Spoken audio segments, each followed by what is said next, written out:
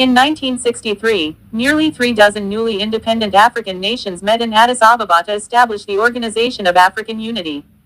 Among the core principles they embraced was the inviolability of existing, colonial-era national borders. Failure to uphold them, they agreed, would oust claim after another and threaten to tear the continent apart. For much of the past 6 decades, although borders have repeatedly been flouted and, in a few notable cases, redrawn, that legal precept has generally held. Since January, however, the rapid conquest and occupation of a huge area of the Democratic Republic of Congo by Rwanda and the M23 rebel group it supports has raised concerns that the principle may now be endangered. Over the past 2 months, the M23, together with as many as 10,000 to 12,000 Rwandan troops, has overrun an area of eastern Congo that is home to more than 5 million people.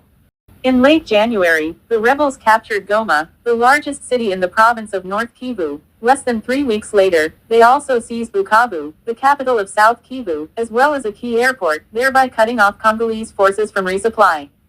The Congolese government puts the number of dead so far at 7,000.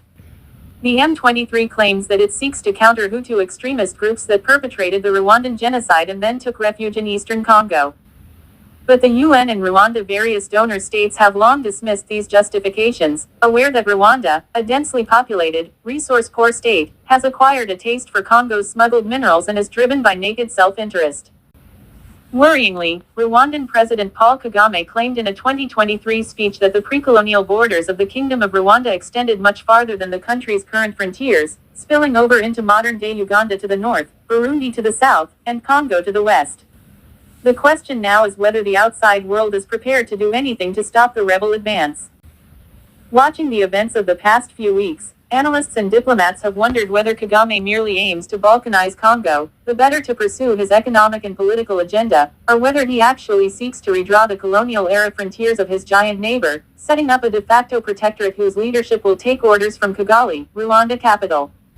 An even more dramatic possibility also looms. In a repeat of history, Kagame might be planning regime change in the Congolese capital of Kinshasa, some 930 miles to the west.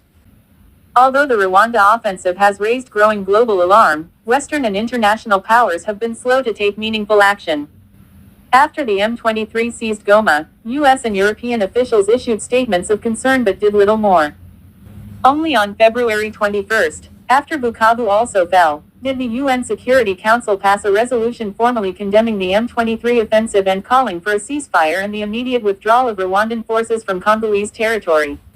Since then, the United States has sanctioned a key Rwandan minister, the United Kingdom has announced that it is suspending bilateral aid to Rwanda, and the European Union has said it is reviewing an agreement with Rwanda to jointly exploit critical minerals. Meanwhile, African states are considering deploying yet another regional peacekeeping force to the area, although it is not clear how they could succeed where 2 predecessors have clearly failed. But none of the moves adopted thus far look either strong or prompt enough to deter Rwanda's ongoing land grab. If the M23 and its Rwandan backers get their way, a country already hosting 7 million displaced people could be engulfed in a destabilizing war, its third since the late 1990s. Perhaps equally important, by allowing Rwanda, which has received billions of dollars of backing from Europe, the United States, the World Bank, and the IMF, to effectively appropriate part of an adjacent state, the West risks contributing to the further breakdown of one of the most crucial principles upholding international order. This time is different. Although Rwanda has long meddled in eastern Congo, the events of the last few months took many by surprise. Among diplomats and analysts working on Africa's Great Lakes, the prevailing assumption had been that Kagame, whose support for the M23 has been exhaustively documented by the UN, was using the rebel group to project hegemonic power in the region. According to this view, Kagame was upset that Burundi's, Congo's, and Uganda's leaders had bypassed Rwanda in a series of road and rail transport plans, and was signaling that they ignored his position as the dominant player at their peril. The fact that supporting the M23 also gave Rwanda improved access to the coltan, gold, tin, and other mineral resources buried in Congolese soil was merely an added benefit. But that analysis began to break down when the M23 started gobbling up more territory in Congo's 2 Kivu provinces. Many commentators now point to a speech Kagame made during an official visit to Benin in April 2023 as a key declaration of intent. The borders that were drawn during colonial times had our countries divided, he asserted. A big part of Rwanda was left outside, in eastern Congo, in southwestern Uganda. This is a fact. It is a fact of history. And these people have been denied their rights. This is a line that has since been echoed by Rwandan intellectuals, providing a historical rationale for the Greater Rwanda that may now be emerging in eastern Congo. Rebel forces consolidating control in Goma, Democratic Republic of Congo, February 2025. Arlet Bashizi, Reuters. These claims, which both simplify and misrepresent the historical record, signaled a major shift. Until 2023, Kagame had insisted that there were no Rwandan troops inside Congo and that Kigali did not support the M23. By publicly laying out a historical case for a Rwandan presence in Congo, he appeared to be preparing the way for some form of annexation. In fact, these ideas were present in Kagame's thinking for many years. In the past, within the inner kitchen cabinet I belong to, Kagame constantly alluded to the Greater Rwanda idea, said Theogene Rudasingwa, former ambassador to the United States and Kagame's chief of staff from the 1990s to the early years of this century. By December 2024, the outlines of Rwanda's larger project were becoming clearer. That month, an expert panel reported to the UN that a parallel administration was being established in territories seized by the M23 in North Kivu, arrangements that included the systematic processing of coltan smuggled to Rwanda from North Kivu's Rubaya mine. Diplomats separately noted that the M23 appeared to be burning documents in the areas it controlled, a practice that, if applied to title deeds, would make it impossible for farmers to prove ownership of the land, helping make way for Tutsi families being bussed in from Rwanda to resettle it. It began to look like a well-prepared plan for territorial expansion, carried out by a rebel group equipped, thanks to Rwanda supply lines, with laser-guided anti-tank and surface-to-air missiles, as well as sophisticated anti-drone systems. In early January, the M23, backed by 4,000 Rwandan troops, seized the town of Cattle in the hills northwest of Goma. Once Minova and Sake on Lake Kivu had fallen to the advancing rebels, Goma was encircled, and its capture was only a matter of time. Within days of Goma's fall, Corneille Nangaa, the tubby, white-bearded leader of the Congo River Alliance, a coalition embracing the M23 and a spray of other rebel groups, announced that he planned to march all the way to Kinshasa, where he would topple Congolese President Félix Tshisekedi. The road to Kinshasa. For foreign correspondents who covered the Great Lakes region in the 1990s, there's a surreal sense of déjà vu. Back in late 1996, another chubby Congolese rebel leader serving as camouflage for a Rwandan military intervention also declared, to a deeply skeptical audience, that he would march all the way to Kinshasa and depose then-President Mobutu Sese Seko. That man's name was Laurent Kabila. No one believed him at the time, but 6 months later, after Congo's army had folded like a pack of cards before the advance of his alliance of democratic forces for the liberation of Congo Zaire AFDL, his prediction came to pass. I was one of many journalists who watched Kabila's forces, many of them child fighters, trudge wearily into Kinshasa as Mobutu and his family boarded a flight to Togo. The sheer speed of the current M23 advance, and the dramatic collapse of Congolese forces, also feels familiar. Although some Congolese units have fought bravely, many, just as in Mobutu's day, stripped off their uniforms or fled. Thousands of demoralized Congolese troops have also joined the M23. Scores of soldiers have been charged by the Congolese authorities with the murder and rape of civilians they were meant to protect.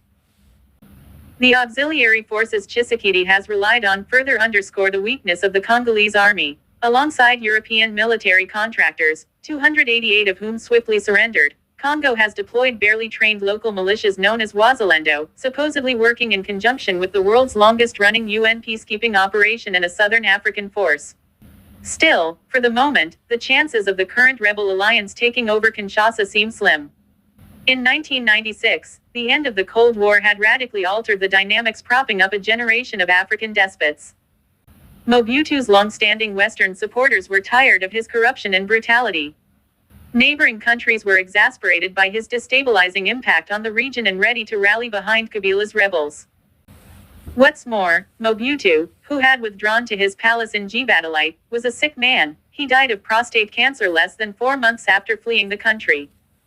This time around, none of those dynamics are present.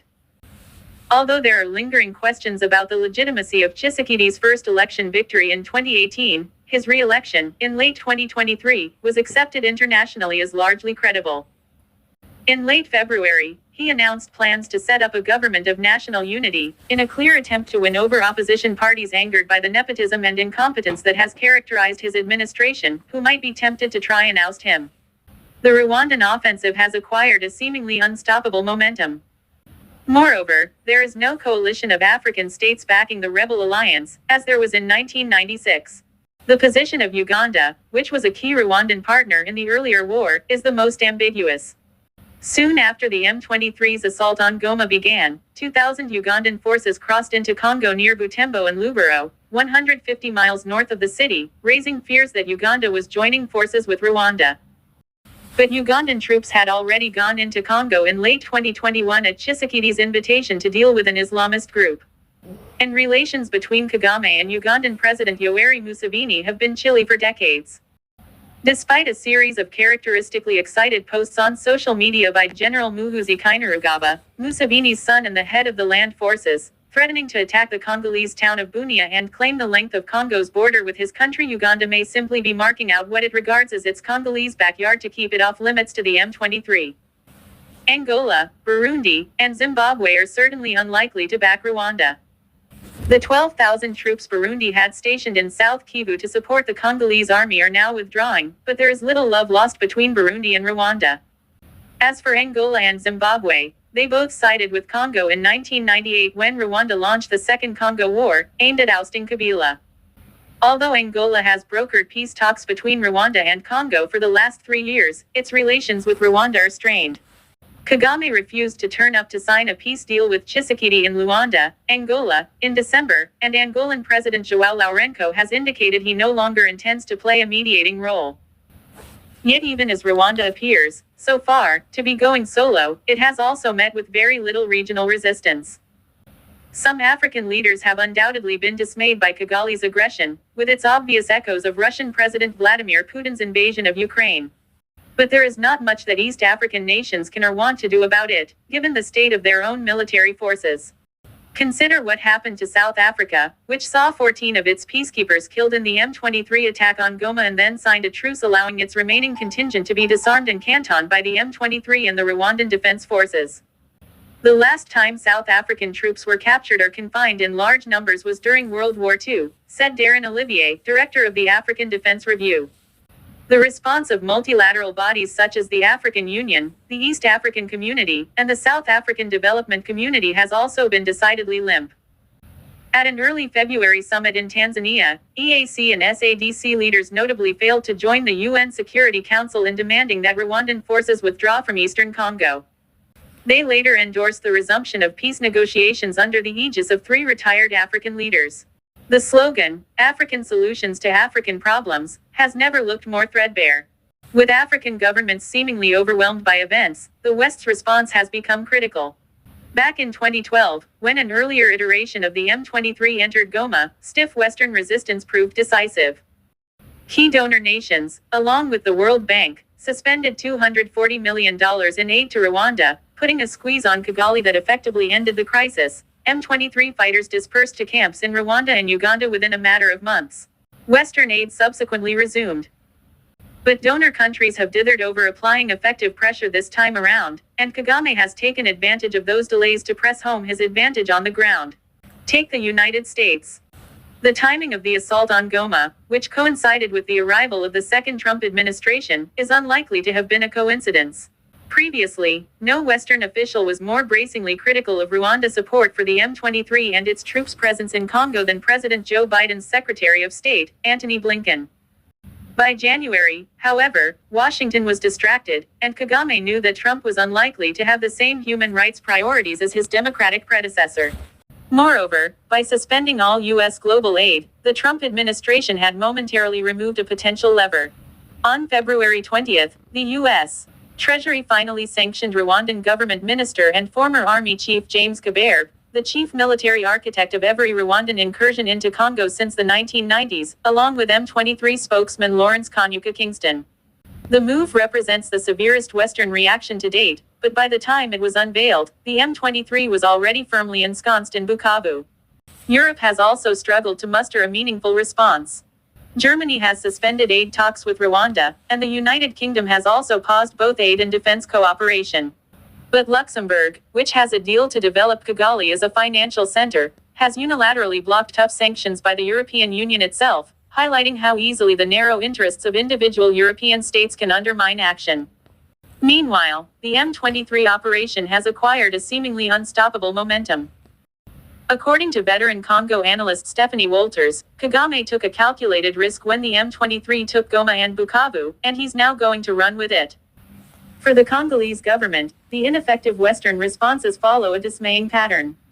Decades of development support and military aid to Rwanda, along with the West's heavy reliance on Rwandan forces for UN peacekeeping operations, have enabled one of Africa's smallest and poorest countries to turn its army into one of the most lethal in sub-Saharan Africa.